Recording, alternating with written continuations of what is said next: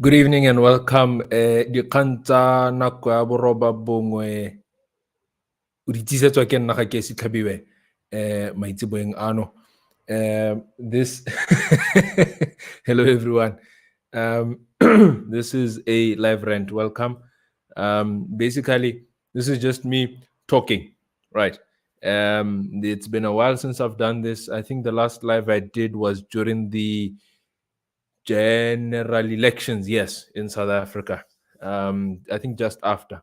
So I missed you, and I hope you missed me too. So I just want to talk about four things: the French elections, the British elections, the UK elections, the United States elections, and the South African elections. I'm an election guy. Yes, you see there, political commentator. Okay, so first of all, there were elections in France recently. One thing to note is that the French elections were called by the prime minister, French president, sorry, the president of France, Emmanuel Macron. It's not Macron, no, Macron. So he called these elections what we call snap elections. Basically, they weren't supposed to happen then, they were supposed to happen later. But it was a strategic move. Whether it was a good strategy or a bad strategy, we can talk about that later. But basically, what he was doing is he saw the rise of the right wing in France. And as a centrist politician, he did not want to lose power to the far right for two reasons: because a lot of people do not trust them, but also because he cannot have a coalition with them in any way. He can have a coalition with the left, but your far right leaning ones, he cannot. And they have been rising. You can talk about how they did that another time. But sorry. But when this happens, he calls an election to call a bluff. Very dangerous move. And now what then happens is, leading towards the election, we cannot forget that there have been strikes in France recently over the past couple of years. There has been struggles and kerfuffles in French politics. We cannot forget that the Olympics are coming up, and many French people do not like the fact that the Olympics are coming to Paris. So they even had a campaign against that, because the French government wanted some of the events to be held on the Seine River, I think. And so the president said that him and two other officials will swim in there to show that the river is fit to swim in.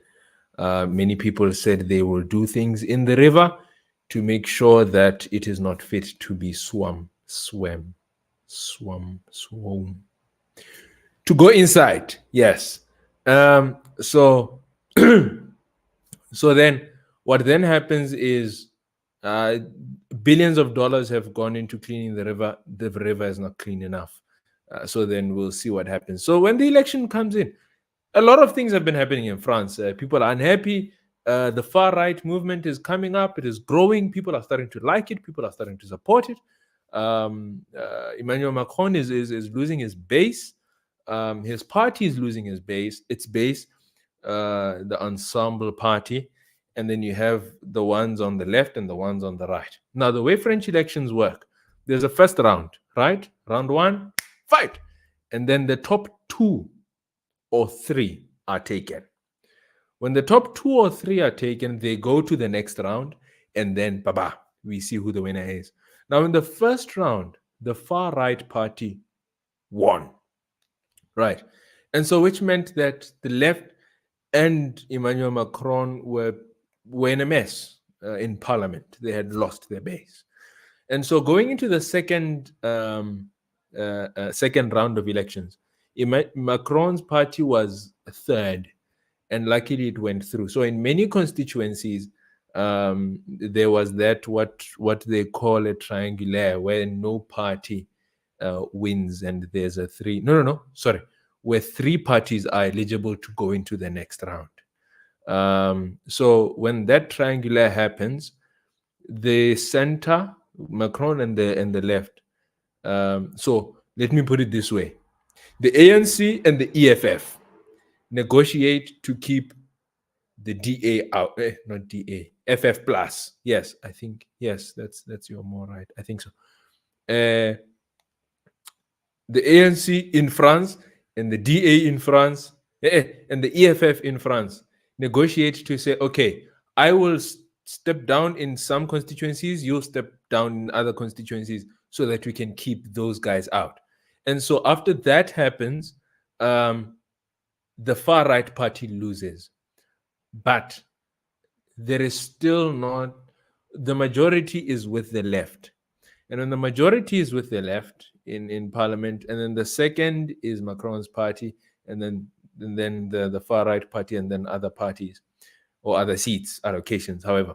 Now, what then happens then is it shows that Macron's base in France has dwindled. Now, Macron has been trying to push for a strengthening of his power and the French power, not only in France, but also in the EU and the world. Now, this then causes one to beg the question, or begs to ask the question. Look, it's very late. My English is finished. But it causes one to ask the question, has Macron's presidency really succeeded as he would have wished it to? Because clearly going into the presidential elections, we cannot envision a Macron win, whether it's him or him proxy through another one that he endorses. But we'll discuss that another time. That is not the main issue. Number two, hey, 10 minutes speaking about France.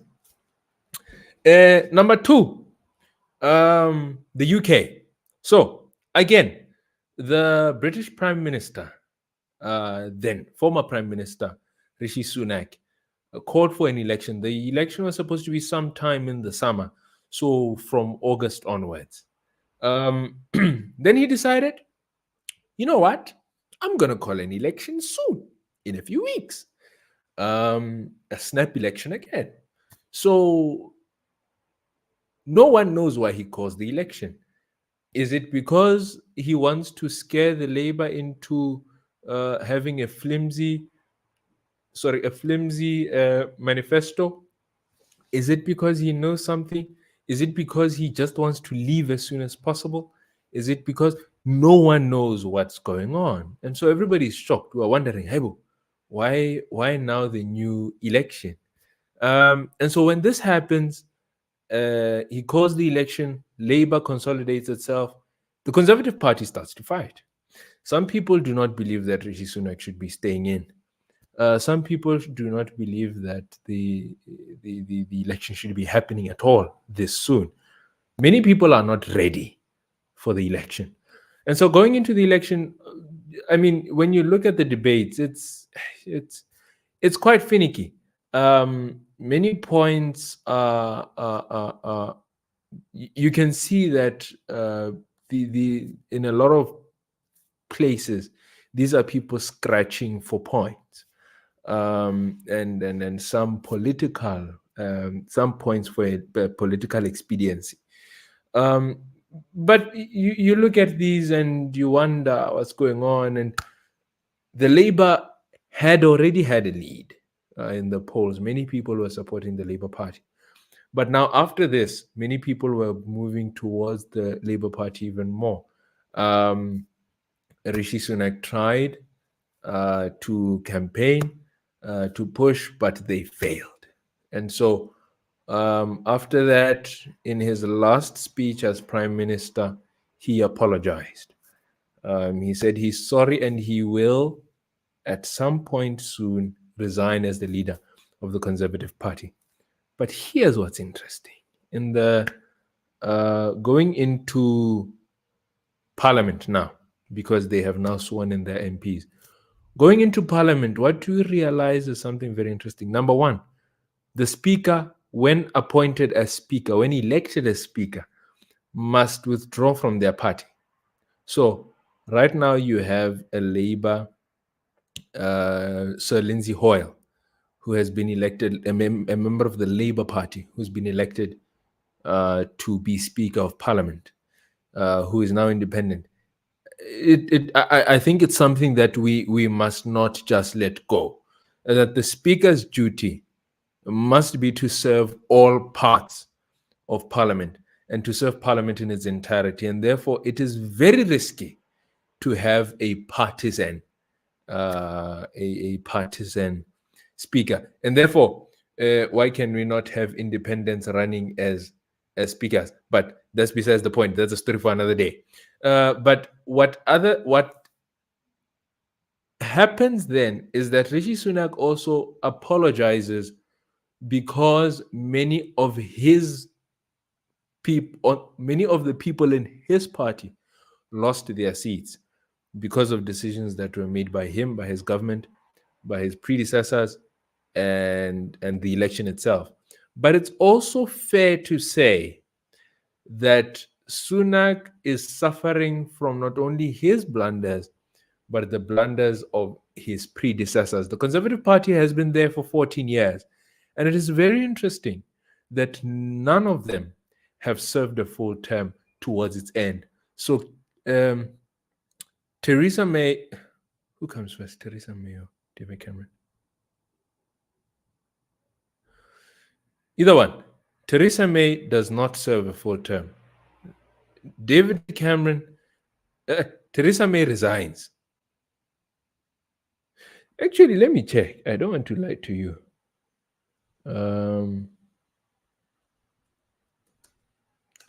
Sorry, just 1 second.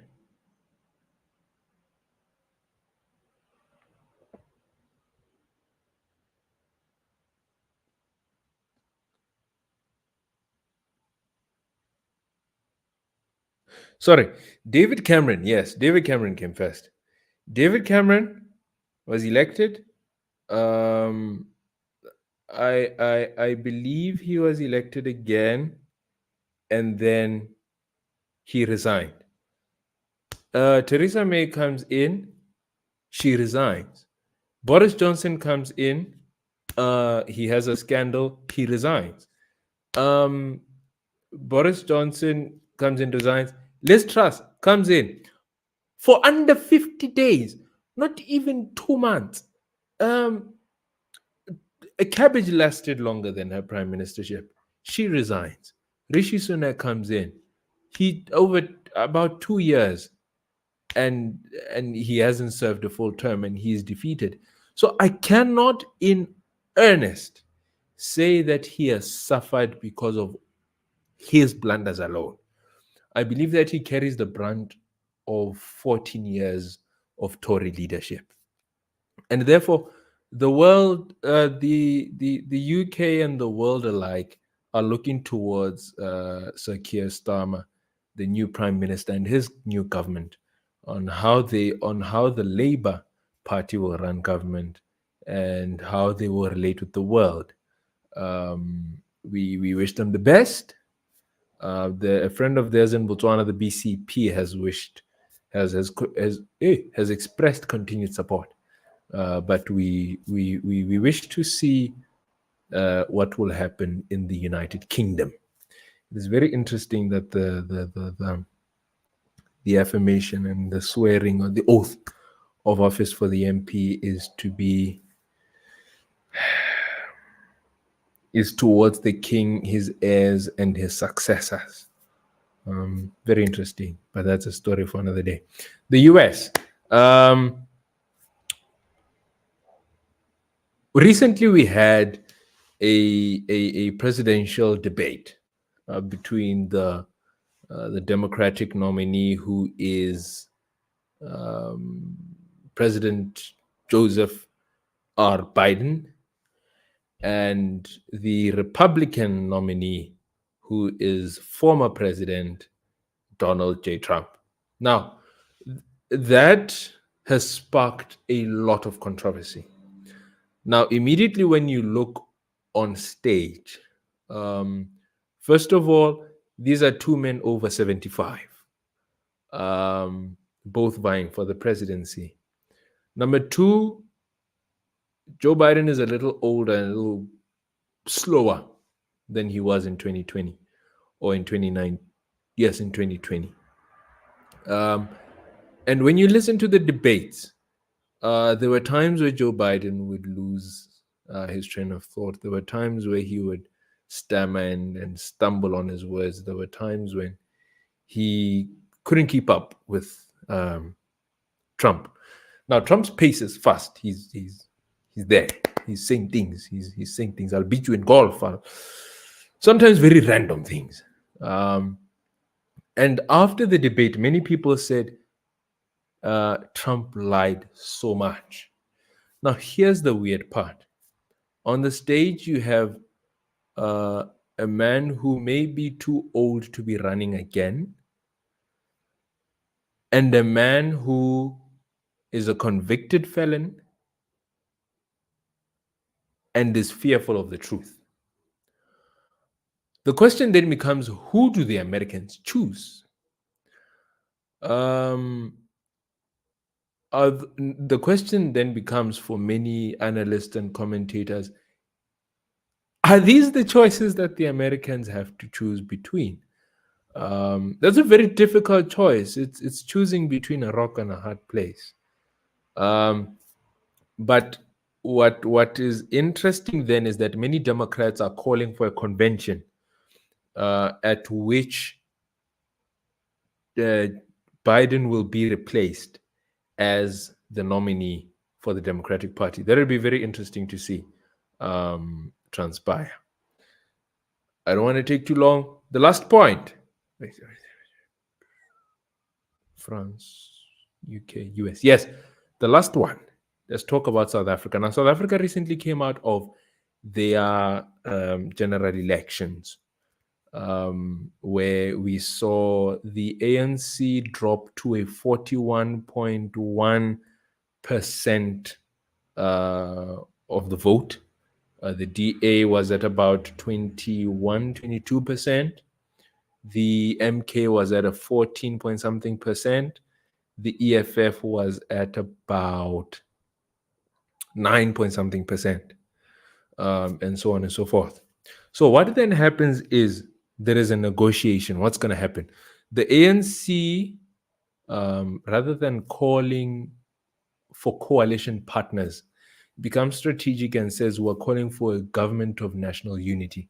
Now, it's very tricky then as an onlooker, because is a government of national unity really possible when you have polar opposites, when you have the DA calling EFF enemy number one, we cannot work with these, and the EFF calling the DA and the FF plus, well, the DA saying that about the EFF and the MK, and the EFF saying that the DA and the FF plus are are white racist parties that cannot be supported and that they cannot work with. Two polar opposites. So is a government of national unity really possible? Because I would think that a government of national unity would speak to the poles upon which the country is stretched. So even if it does not go to extremes, it speaks to certain ends of the spectrum of the country's contemporary history, to where the country is even economically and socially. But they call for this, and they end up with the DA. The president is elected, the speaker is elected, the speaker is from the ANC, and the deputy speaker is from the DA. So immediately we can see that a deal has been struck.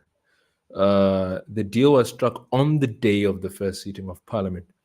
And then we also see the Progressive Caucus forming. Now, the Progressive Caucus is very important The MK is boycotting the first sitting of parliament. So the senior party there is the EFF. So the EFF, the ATM, the UDM, Al Jamaa. Al Jamaa was in the program. Yes, I think Al Jamaa was there, and other parties had joined the Progressive Caucus. And within the Progressive Caucus, you have your black parties, your black left-leaning parties. And so going out of there, an agreement was signed between the ANC and the DA, and there were terms to this agreement. After that, you could tell that there is a little scuffle between the two parties. There were letters going between the ANC, the DA, the ANC, the DA, the ANC, the DA. Helen Zille was writing to Figile Mbalula, and Figile Mbalula was writing to the DA, John Steenhuisen. It even came to the point where President Ramaphosa wrote to John Steenhuisen, and so there seem to have been big disagreements in terms of the allocation of ministries and who sits where in government. Another issue that was a big issue was Another issue that was a bone of contention was the admission of other parties. So the ANC would call for other parties, and then the DA would be like, we should know who's coming in. I mean, we are also tenants here. So there was that fight. So the PA came in, Gayton McKenzie's PA, and so each party had its demands, right? And so weeks later, the president comes out and says, here are the cabinet members. Deputy President, Paul Mashatile. Minister of Agriculture, John Steenhuisen. And so on and so forth. Now, some of the important ones are that the DA has been given agriculture, has been given basic education, has been given infrastructure, I believe, has been given home affairs, has been given fisheries, I think, and I think one more. Yes, I think one more. Then, of course, they have other deputy ministerial duties. And then the UDM is the Deputy Minister of Defense, deputizing Honorable Angie Motshekga, who was the Minister of Education before Siviwe Kwahube right now. And people have made a joke of it that she is not a soldier, but she is now Minister of Defense. The IFP has the minister of has to do with something along the lines of local governments and cultural something, but I believe that was a smart allocation. The FF Plus, Peter Groenewald, I think, has been given correctional services, so that's prisons, and we'll see if Thabo Bester will escape under.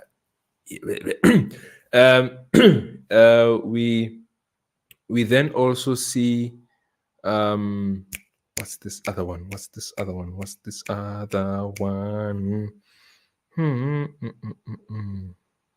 Yes, Gayton McKenzie has been given sports, arts and culture, I think. So there's been a strategic movement, and the president made a reallocation of ministries. He moved electricity out of the presidency and he merged it with energy, which means that natural resources stays under Honorable Kwedemantashe.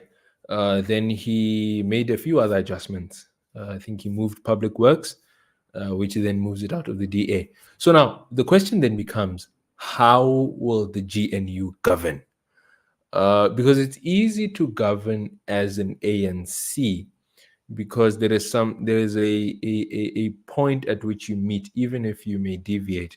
So you meet at the manifesto, you meet at the policy framework of the party.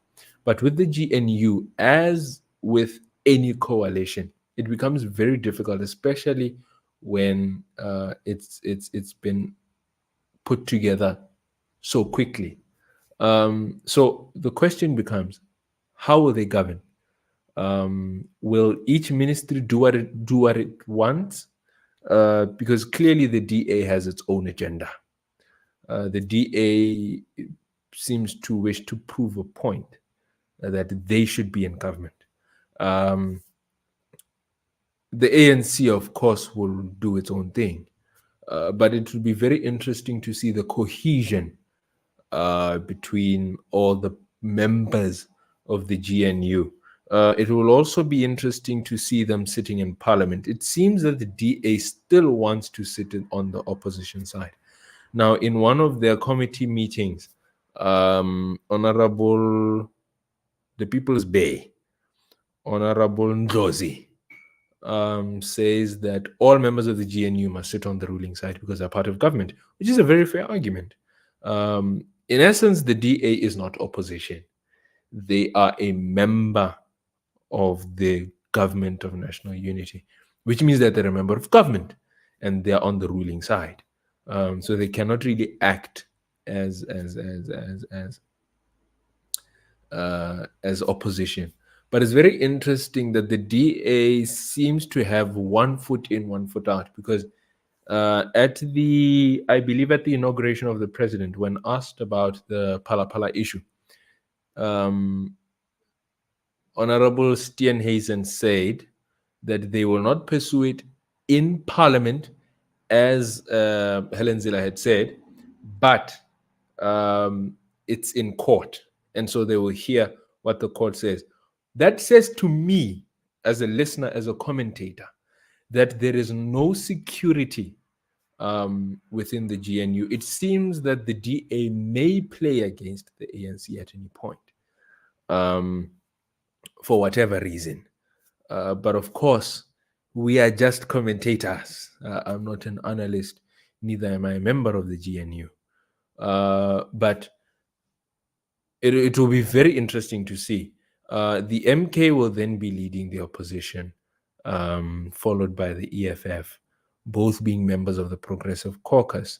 Now, the leader of I believe now would then be the leader of opposition, who is the leader of the MK, was admitted or was nominated for the Judicial Service Council or Commission. And the DA said, we can't have a judge who was removed as a JSC member. And so Parliament said, nope, he's fine. There is no reason to have. But we can already see the schisms forming in Parliament. We've already seen the rifts between the DA, the EFF, and the MK. Now we're about to see what's going to form. We're about to see if the EFF is going to gain power. If we're about to see what the MK's rise to power actually meant, because 14% is very powerful. We're about to see a lot. But that also begs the question, does it then mean that a coalition government is possible in Botswana? Now, Botswana is moving to elections. I guess I've added a bonus. You're very lucky. Botswana has added a bonus point. No, I have added. Botswana is heading towards elections, which we believe are in October, slated to be in October. Now, the Botswana Democratic Party is going towards its primary elections, Bulela Ditswe, on the weekend of the 20th to the 21st of July. So we'll then see who takes the ticket for the Botswana Democratic Party in which constituency. We have intriguing constituencies like Gaborone North. We have Silibepikwe West, Silibepikwe East. We have Good Hope. We have Madinare. We have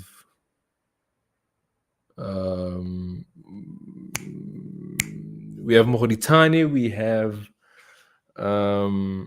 what's this one? Molepolole. It'll be very interesting to see those. We wish to see what will also be happening in Muchudi. We want to see what's happening in the Gaborone region. I do not know if they have found candidates for Maun East. It seems they had not initially. I don't know if someone has been found, or if the Central Committee will appoint someone. It is very interesting that in the constitution of the Botswana Democratic Party, there is a clause that allows the Central Committee to appoint, even though someone else has been elected. So if they believe that Khakiesi must run for the Botswana Democratic Party in Gaborone North, it is very possible that whoever is running there may then be told, hey, look, comrade, let's allow Khakiesi to run here. So it'll be very interesting to see. But then there'll be 2 months left. It'll be very interesting to see if 2 months would be enough for candidates to have that. Then you have the BCP. The BCP has already launched a number of their candidates. Some of the some eyes are closely on the. Oh yes, another interesting. Another interesting constituency is Gamalete. Just to keep your eyes on. We'll see how Honorable Dow will do. We'll see how all the incumbents will do. We'll see Palape. We'll see all the new constituencies. And we also will see how the BCP will fare in the 5 constituencies which they lost to the UDC through incumbency when they left the UDC. You will remember that there was a time where the BCP and the UDC had a turning of ways. And when that happened, 6 members of parliament remained with the UDC as the BCP stepped away from the UDC. 1 went back to the BCP, but 5 remained. So that would be the member of parliament for Mahalape East. Yes, the member of parliament for Silibepikwe West, the member of parliament for Nkange, the member of parliament for Palape, and the member of parliament for the constituency I forgot. But there were 5. Let's start again. Mahalape East, Palape, Silibepikwe West, who is the current leader of opposition, Nkange, and the 5th one.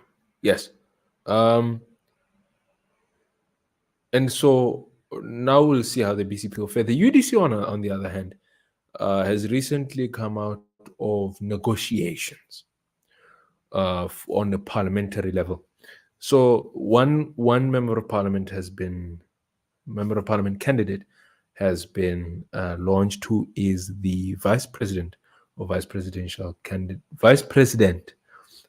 the UDC and the president of the Alliance for Progressives, Rendaba Gaulate. And a lot of things have been paused from the UDC front because there are a lot of challenges when it comes to the allocation of awards. So a lot of people are fighting on that level. It is interesting to see what's happening within the BNF. It is very interesting to see what is happening in the UDC at a UDC level. It is very interesting to see what's going on in the opposition. And so, as we make these assessments, we look at various factors, the abilities of the candidates for MP. Incumbency is also a factor. We cannot deny that. We cannot deny that having state resources on your side is also an advantage. I mean, when the president goes somewhere, already you have pomp and pageantry. So we cannot deny that. We cannot deny the fact that in many instances, many people are angry with the BDP and the current presidency. We cannot deny the fact that in many instances, when people are angry with the BDP or the ruling party, they will not necessarily look at the manifestos and make an assessment. They will automatically go with who's next. And in many minds, who is next? Advocate Tumaboko. It is we cannot deny either that some interesting points are made across the board. The BCP, I think, has launched its manifesto. The UDC has postponed its manifesto launch. The BDP has haven't heard anything. So it's very interesting. It would be very interesting to hear who says what about what the mining policies are, what the economic policies are, what the youth policies are. And I would say to all of us that when we have access to all the manifestos, let's assess them critically. Hopefully, I will have the time, the energy, and the strength, and the resources to assist us in making assessments of these manifestos. Hopefully, I will not be alone also. But the question then remains, as I had started with this bonus section: is Botswana ready for a coalition government? If it so happens that no party gains a majority, what will happen? Are we sure? I'm sure. We will be safe in the hands of a coalition. If no party, then again, the next question then becomes: if no party gets a majority of seats, who is going with who? Will the BCP negotiate with the BDP or with the UDC? Will the UDC negotiate with the BDP or the BCP? Another interesting player. Sorry, I've moved you now. Okay. Yes. Now we're back. Now we are too far. I want you to see the pink in the. Oh yes. Interestingly enough, the Botswana Patriotic Front has not made it clear who they are going to negotiate with after their withdrawal from the UDC. Of course, it seems they've had problems with the UDC for whatever reason, and so they've withdrawn. They tried to have a pact, and the UDC said, look, we're not having a pact. It's either you're in or you're out. So they said, okay, cool, we'll run under the BPF. So you have you have the BDP, you have the UDC, you have the BCP, you have the BPF, you have the BMD. And I think RAP also is still running. I don't know. I haven't heard of any manifesto launch or candidate launch from the Republican Party, the BRP. But essentially, my point is there is a chance that votes and seats may be split amongst these parties. We cannot deny that chance. We cannot. And if it so happens, who is going with who? And that question is very important because it can make or break the progression of our country. It can determine the formulation of our policies. It can determine how government works. And it can even determine how peaceful government is within itself.